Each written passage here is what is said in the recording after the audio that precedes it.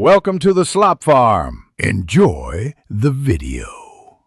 In this video, I will explain how to delete a Netflix account. First, open your web browser and sign into your Netflix account. Once logged in, navigate to the top right corner and click on your profile icon, then select Account from the drop-down menu. On the Account page, scroll down until you find the Membership and Billing section. Here, you will see a prominent button labeled Cancel Membership.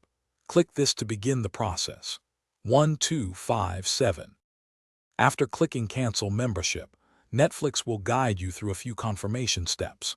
It's important to understand that your account will remain active until the end of your current billing period.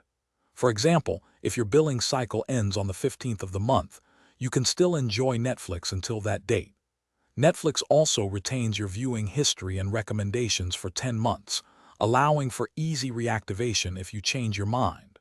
1, 3, 13, 14, 17. For those seeking permanent removal, your account will automatically be deleted after 10 months of inactivity following cancellation. If you wish for immediate permanent deletion, you'll need to contact Netflix customer support directly, often via email or live chat. Be aware that choosing immediate deletion means losing all your viewing history, profiles, and recommendations instantly. This action is irreversible, so consider it carefully before proceeding with customer service. 6, 8, 10, 13, 14.